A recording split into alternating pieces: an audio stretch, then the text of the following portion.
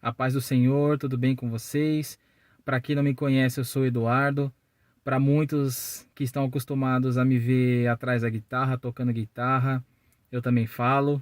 A maior prova é que eu estou aqui falando com vocês. Hoje eu tenho a responsabilidade de trazer uma palavra de Deus para minha vida e para a sua vida. Mas antes de mais nada, eu quero dizer para vocês, para não estranhar que eu estou gravando esse vídeo dentro do meu carro, porque na hora que eu comecei a gravar esse vídeo, eu estava gravando em outro ambiente e aí começou um som de música muito alto da vizinhança, fora o barulho de construção que está tendo aqui perto.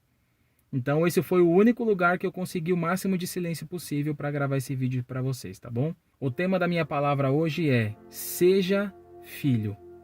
Eu vou ler Lucas capítulo 15, verso 31, que diz assim: Então lhe respondeu o pai: Meu filho, tu sempre estás comigo. Tudo o que é meu é teu também. Eu quero falar para vocês hoje um pouquinho da história do filho pródigo. Acredito que todos vocês conheçam essa história. A Bíblia conta no capítulo 15 de Lucas que certo homem tinha 2 filhos, o filho mais novo e o filho mais velho. E certo dia, esse filho mais novo, ele decidiu chegar para o pai dele e falar: Pai, dá tudo aquilo que me pertence, tudo aquilo que eu tenho direito. Cansei dessa vida, quero curtir. Me dá o que é meu, que eu estou saindo fora. Então o pai dá aquilo que pertence ao filho dele e o filho vai para uma terra bem longe para curtir a vida do jeito que ele achava que tinha que curtir. Depois de um tempo, o dinheiro desse filho mais novo acabou. Ele curtiu a vida do jeito que ele achava que tinha que curtir, gastou com coisas que ele achava que tinha que gastar, foi para o lugar onde ele achava que tinha que ir. Mas uma hora tudo aquilo acabou. Aquela ilusão de que ele ia ser livre longe da casa do pai dele, aquela ilusão onde ele achava que o dinheiro poderia proporcionar para a vida dele algo que ele não tinha dentro da casa do pai, acabou. A ponto de que ele olhou ao redor, ele se viu sozinho, sem ninguém. E ele começou a passar fome, começou a passar necessidade. Olha só que interessante, na casa do pai, ele tinha cama, ele tinha comida, ele tinha bebida, ele tinha família. Mas ele achava que aquilo não era o suficiente para ele. Ele queria pegar aquilo que pertencia a ele, queria pegar a herança. Você sabe muito bem que quando o seu pai e a sua mãe possuem bens, quando eles morrem, automaticamente tudo aquilo que os seus pais possuem passa a ser seu. Mas esse filho mais novo não. Ele queria aquilo enquanto o pai dele ainda estava vivo, porque ele não queria mais viver naquela situação que ele se encontrava dentro de sua própria casa. Talvez ele estava já insatisfeito com a vida que ele levava. Não sei, tem inúmeros motivos que a gente pode falar aqui. Mas uma hora o dinheiro dele acabou. Aquela ilusão de diversão, de curtição acabou. E ele começou a passar fome. Ele começou a trabalhar com porcos, a ponto de que ele tinha tanta fome que ele começou a desejar comer a comida dos próprios porcos que ele estava cuidando. Olha só que ponto esse rapaz chegou. Em meio a tanto sofrimento, em meio a tanta angústia, ele começou a olhar para a sua situação, em meio àquele sofrimento, aquela solidão, aquela sensação de que ele tinha feito algo de errado, que ele não deveria ter saído da casa do seu pai, ele não deveria ter feito o que ele fez. Ele despertou, em meio ao sofrimento, em meio à fome, em meio à miséria, em meio à sujeira, em meio àquele momento difícil que ele estava vivendo. E ele lembrou da sua família, lembrou da sua casa, lembrou do seu pai, lembrou da vida boa que ele vivia.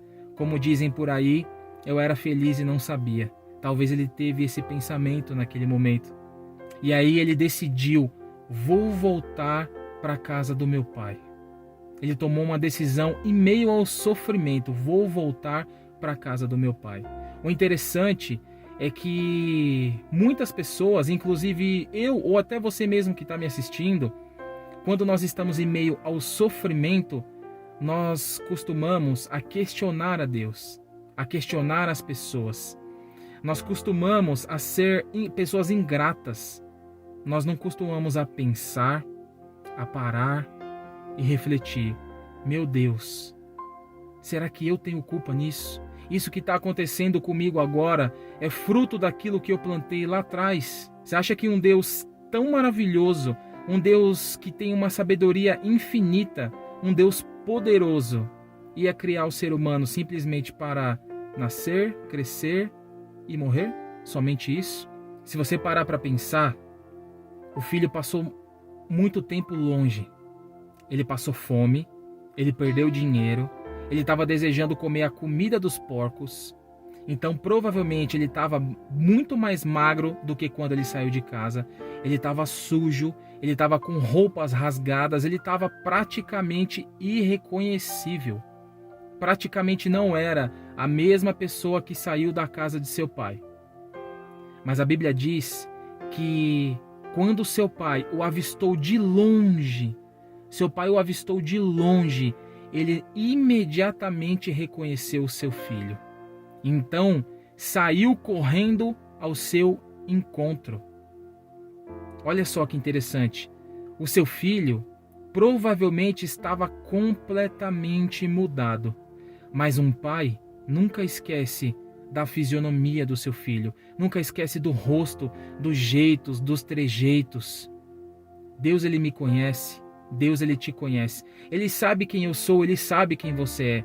Não importa se você ou se eu, se nós estamos sujos pelo pecado, pela vergonha, pela sujeira do mundo, não importa onde você se sujou, como você se sujou e o quanto você está sujo.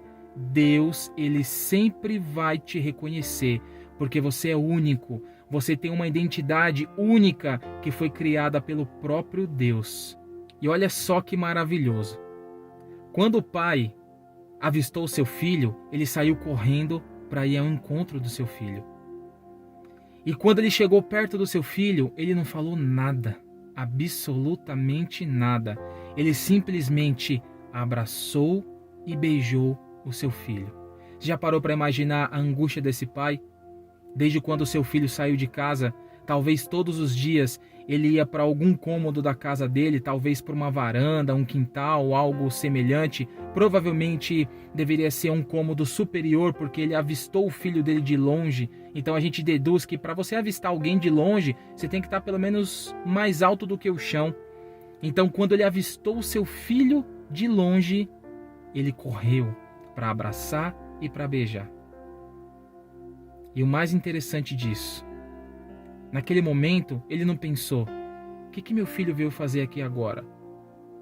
Por que será que ele está voltando aqui agora? Será que acabou o dinheiro? Pelo que eu estou vendo lá, ele está muito mais magro, sujo, parece que estava vivendo uma vida bem complicada onde ele estava. Será que ele veio buscar mais dinheiro? Será que ele veio pedir ajuda para alguma coisa? O pai não pensou nada disso. O pai, provavelmente por muitos e muitos dias, ficava olhando de longe, pensando: quando será que o meu filho vai voltar? Quando será que ele vai voltar para casa? Quando será que ele vai cair em si e entender que o lugar dele é aqui ao meu lado? O lugar dele é aqui.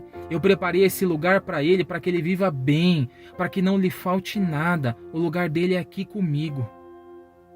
Quantos dias será que o pai pensou isso, com o coração angustiado? Se você que está me assistindo é pai ou mãe, você deve imaginar mais ou menos a dor que esse pai estava sentindo. De todos os dias pensar: quando será que meu filho volta para casa? Será que ele está bem? Será que ele está comendo? Será que ele está bem no lugar onde ele está? E de repente um dia o filho aparece do nada, ele o avista de longe, simplesmente ele corre com saudade e com um sentimento de alegria pelo seu filho ter voltado. E ele abraça e beija o seu filho em sinal de carinho, de amor, e recebe com todo o carinho o seu filho sem julgamento, sem falar uma palavra. Depois disso, o seu filho reconheceu que estava errado. Ele pediu perdão ao seu pai. Ele pediu perdão. Pai, me desculpa, me perdoa. Eu não deveria ter feito o que eu fiz. Eu larguei o Senhor, eu abandonei o Senhor, eu fui ingrato. Eu larguei a vida boa que eu tinha aqui. Eu peguei aquilo que não era para pegar, Pai. Não era a hora de eu pegar a minha parte da herança. E eu decidi viver a minha vida do jeito que eu queria viver, do jeito que eu achava que eu tinha que viver. Me perdoa, Pai. Eu voltei aqui agora. Me faz como um de seus empregados. Nem precisa me receber como filho de novo. Que eu seja apenas um empregado, um servo. Porque se eu for assim, pelo menos eu vou ter aonde deitar, aonde dormir, algo para comer e algo para beber, Pai. É a coisa que eu não tinha onde eu estava. O amor de Deus por mim e por você é incondicional. Não importa o que você faça ou deixe de fazer, Deus te ama. Deus me ama. Não importa o que façamos, Deus sempre vai nos amar. Mas quando há arrependimento, quando a gente coloca diante de Deus os nossos erros, os nossos pecados e o nosso arrependimento verdadeiro e genuíno, algo diferente vai acontecer. Aquele filho, talvez ele estava apenas na expectativa de se tornar um escravo, um servo de seu pai. Mas o pai ordenou que os empregados dessem roupas novas, túnica, anel, sandálias e que preparasse uma festa para a volta de seu filho. A túnica, só pessoas que tinham uma classe social um pouco mais elevada usavam naquela época. E o seu filho, ele veio com roupas velhas, provavelmente todo rasgado e sujo, com aparência de escravo. O seu pai quis tirar dele aquela aparência de escravo, aquela aparência de uma pessoa que não tem ninguém para cuidar dela mesma. E colocou roupas novas, colocou uma túnica em seu filho, para mostrar que ele era filho novamente. Os escravos, eles andavam descalços naquela época. Os escravos não tinham direito a andar com seus pés calçados, mas as pessoas livres, elas usavam sandálias. O pai quis simbolizar ali com seu filho, ordenando que colocassem sandálias nos seus pés, que ele era filho de novo e não era mais um escravo. O anel é como se fosse o sobrenome de uma pessoa. É como se eu colocasse um anel no seu dedo hoje e eu trazesse você e aceitasse você aqui na minha família, é como se você tivesse o meu sobrenome, como se eu estivesse integrando você à minha família. O pai estava recebendo seu filho novamente, dizendo: filho, você sempre foi o meu filho, e para provar isso, eu vou colocar um anel no seu dedo para mostrar que você tem o meu sobrenome e que você faz parte dessa família, independente daquilo que você fez. Você é o meu filho. Em contrapartida, o seu irmão mais velho, ou o filho mais velho, um dia ele estava voltando do trabalho. E quando ele estava chegando perto de casa, ele escutou um barulho de música e viu que tinha festa na sua casa. E ele pensou: o que está acontecendo aqui? Eu saí para trabalhar, ninguém me falou nada que ia dar uma festa de noite, o que está acontecendo? Então ele chama um dos empregados da casa e pergunta: o que está acontecendo aí, esse barulho de música, essa festa?